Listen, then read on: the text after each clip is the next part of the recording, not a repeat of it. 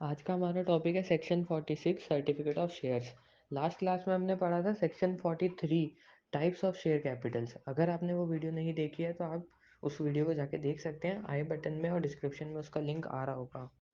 Section 46 वहाँ पे लगेगा जब भी कोई कंपनी अपने शेयर्स इशू करेगी किसी को भी फिजिकल फॉर्म में। तब कंपनी को क्या करना होता है कि एक सर्टिफिकेट इशू करना होता है जो शेयर होल्डर है उसको। तो वो उसकी क्या-क्या कंडीशंस हैं या क्या-क्या होता है, वो सब आगे 46 सेक्शन में लिखा है, वो हम पढ़ते हैं आगे। फर्स्ट कंडीशन ये है कि कंपनी जब शेयर इशू करेगी तो जो सर्टिफिकेट देगी या तो उस पे कॉमन सील लगाएगी। अगर कंपनी के पास कॉमन सील है तो या तो वो कॉमन सील लगाएगी, या फिर अगर कंपनी के पास कॉमन सील नहीं है तो दो कंडीशंस होंगी। या तो वो दो डायरेक्टर्स से साइन करवाएगा, या फिर अगर कंपनी के पास कंपनी सेक्रेटरी है, सीएस है, तो एक सीएस का साइन और एक डायरेक्टर का साइन।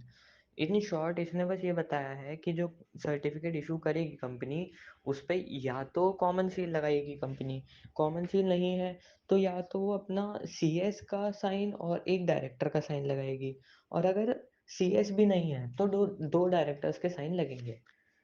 और ये सब जो सिग्नेचर्स हैं इन सबको बोला जाएगा prima fascia evidence of the title. यानी कि उस सर्टिफिकेट ऑफ शेयर्स पे अगर ये साइन होते हैं तो उसका टाइटल उस पर्सन पे यानी कि शेयर होल्डर पे ट्रांसफ़र हो जाएगा, ये माना जाएगा।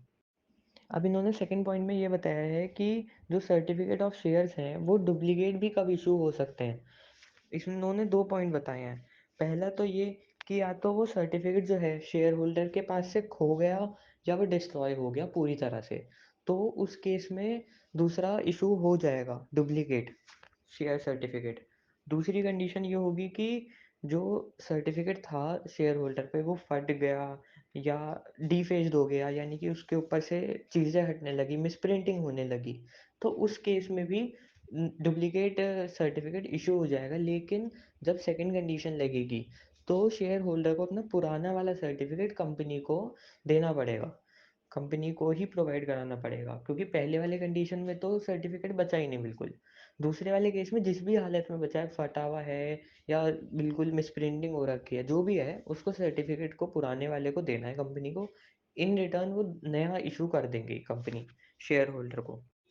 थर्ड पॉइंट में इन्होंने बस ये बताया है कि जो भी इशू हम करेंगे सर्टिफिकेट, यानी कि कंपनी जो डुप्लीकेट शेयर इशू करेगी उसका एक प्रिस्क्राइब मैनर है, उसी प्रिस्क्राइब मैनर में वो इशू कर सकती है।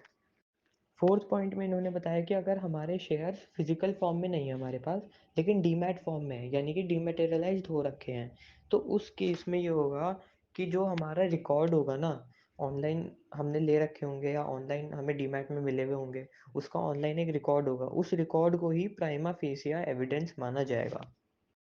उसके बाद इन्होंने पनिशमेंट बताई है। पनिशमेंट, अगर डुप्लीकेट सर्टिफिकेट इशू कर दिया कंपनी ने और वो उस बेसिस पे करा कि वो बाद में फ्रॉड कर सकती है, या तो कंपनी या तो ऑफिसर या फिर शेयर होल्डर कोई भी, तो उस केस में क्या होगा, कंपनी को लायबिलिटी होगी कि मिनिमम तो 5 times of face value of the shares, है ना? और maximum 10 times of the face value, या फिर maximum up to 10 crore whichever is higher. In short इन्होंने बस ये बताया है कि मिनिमम जो कंपनी की लायबिलिटी है वो फेस वैल्यू जिस भी शेयर्स की होगी। मान लो 10 शेयर मैंने ले रखे थे और एक-एक शेयर की वैल्यू 100 रुपीज़ फेस वैल्यू थी, यानी कि 1000 रुपीज़ की फेस वैल्यू हुई। उसका 5 टाइम्स कर दो, 5000, वो तो हो गई मिनिमम वैल्यू। और मैक्सिमम वैल्यू जा सकती है जो भी फेस वैल्यू हमने ली, हमारे केस में 1000 रुपीज़, उसका 10 टाइम्स यानी कि 10,000 रुपीज़, या फिर या तो 10,000 मैक्सिमम वैल्यू होगी या फिर 10 crore, whichever is higher वो होगी। मैंने तो बहुत शॉर्ट वो लिया है शेयर, तो बस मैंने 10 ही लिए हैं।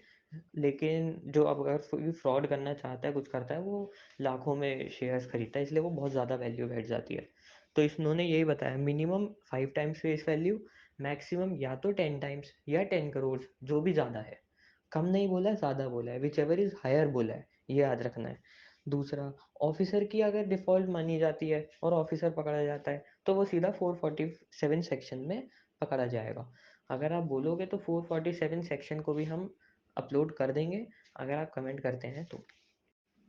पहले हमने पढ़ा था कि company duplicate certificate of shares under prescribe rules he issue कर सकती है, ठीक है। अब वो बता रहे हैं कि वो प्रिस्क्राइब रूल कौन सा है, वो है रूल 6। कंपनी रूल 6 के हिसाब से ही अपने duplicate certificate of shares issue कर सकती है। फिर उन्होंने बताया कि अगर तुम्हारे शेयर डीमैट फॉर्म में है तो तुमको रूल 6 लगाने की ज़रूरत नहीं है, तो कोई दिक्कत नहीं आने की।